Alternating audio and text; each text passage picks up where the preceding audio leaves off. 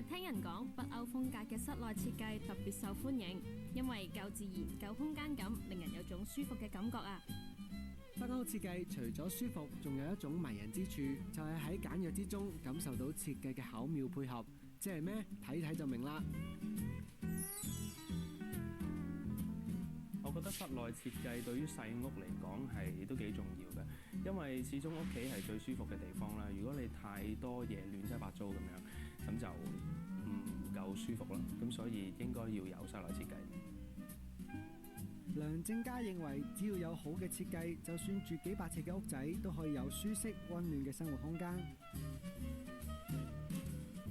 今次參觀呢間北歐風嘅單位，實用面積420平方尺，2房間隔，全屋以白色同埋淺木色調為主，空間佈局甚至家私設計都好有北歐味道。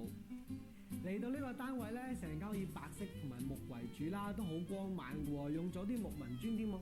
係喎，Kevin 啊，咁你中唔中意呢種咁自然同埋簡約嘅設計呢？我中意啊，因為我入到嚟個感覺好簡單、好乾淨，咁唔會有一種立立亂嘅感覺。同埋我留意到個身後咧有個黑板嘅，咁應該係要嚟留啲 message 俾對方，同埋啲畫畫得好靚喎。其實咧呢塊黑板咧，除咗可以俾佢哋互留 message 之外咧，其實都知道個女戶主咧其實好中意畫畫嘅。咁喺得閒嘅時候，佢哋就可以畫下畫啦。咁同埋嚟緊佢哋會有個小朋友嘅，亦都有個空間可以俾佢哋玩下咁樣咯。蝸居設計咧，除咗要睇得之外咧，實用都好重要嘅喎。我啱啱一入門口咧，就見到呢個咁大嘅儲物櫃喎。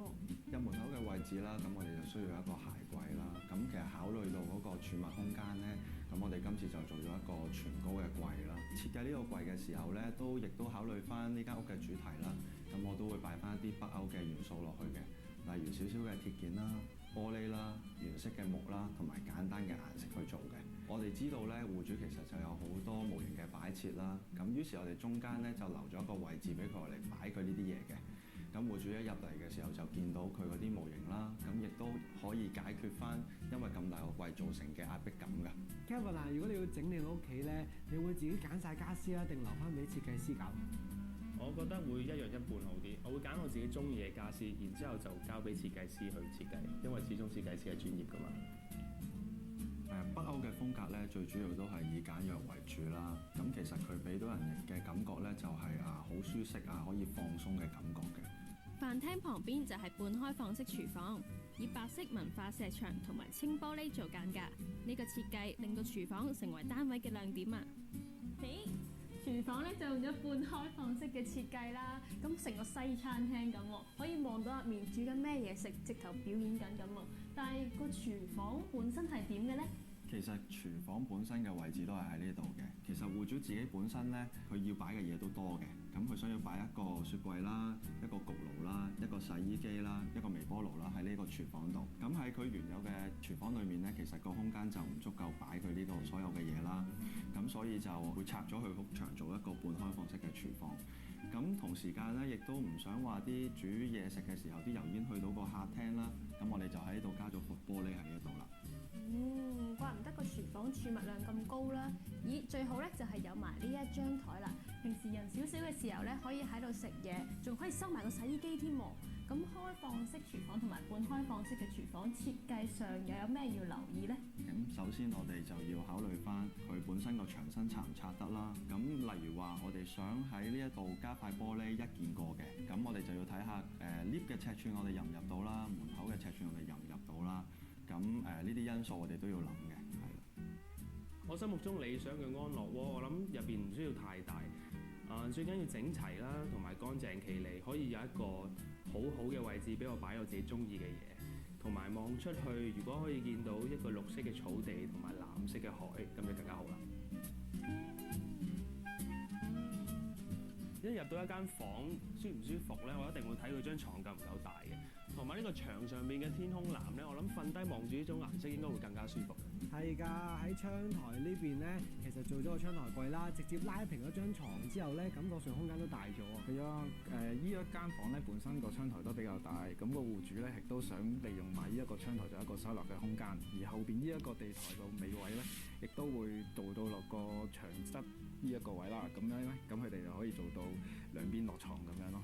房咧都有木嘅元素啦，做咗個地台之後咧，放張床褥上去咧就簡簡單單啦。係啊，咁我哋仲會幫個戶主做埋呢一個大衣櫃添，咁可以擺到好多衫。Kevin 啊，住細屋咧有咩煩惱咧？我諗住細屋最大嘅煩惱就係太多雜物唔知點擺，而我處理呢一樣嘢嘅方法就係將啲雜物 group 埋一齊，擺落個箱入邊，再收埋個箱。連個客廳嘅設計咧都好簡約喎。我就見到呢個電視櫃就係矮身嘅設計啦，上面咧就加個層架擺嘢。但係點解唔用密封式嘅設計咧？可以少塵啲喎。一般嘅住宅咧都會做一個全高嘅電視櫃嘅。呢一間屋嘅本身嘅設計就係用北歐簡約風格啦，咁所以我哋就會利用翻層板釋放翻啲空間感出嚟，咁就成個廳嘅距離就會大翻啲咁樣咯。客廳咧就比較光猛啦，見你全部咧用咗盒仔燈嘅喎，點解嘅？其實呢度嘅樓底都唔係好高啦，咁所以咧一般嘅吊燈咧，如果喺呢度做嘅話咧，其實個壓迫感都幾大㗎，咁所以咧我哋就會用翻啲筒燈啦，咁就會令到空間感就會釋放翻出嚟咯。全屋嘅裝修大概需要幾多錢啊？呢間屋咧大概就係400零尺啦，我哋就連埋設計裝修咧就大概就用咗30幾萬左右啦。我最中意咧就係呢一個半開放式廚房嘅設計啊，因為呢一塊玻璃可以隔住啲油煙，平時啲朋友上到嚟仲可以夾住佢哋添啊。另外呢一張迷你嘅吧台咧，自己一個人就可以坐喺度當 cafe， 正。好多屋企咧都會有黑板啦，但係咁大塊黑板咧就真係好少有啊。有時候兩個人一齊住咧，未必有咁多時間溝通啊嘛，寫黑板度咧就好 sweet 啦。如果想重溫今集嘅內容，可以瀏覽以下嘅網址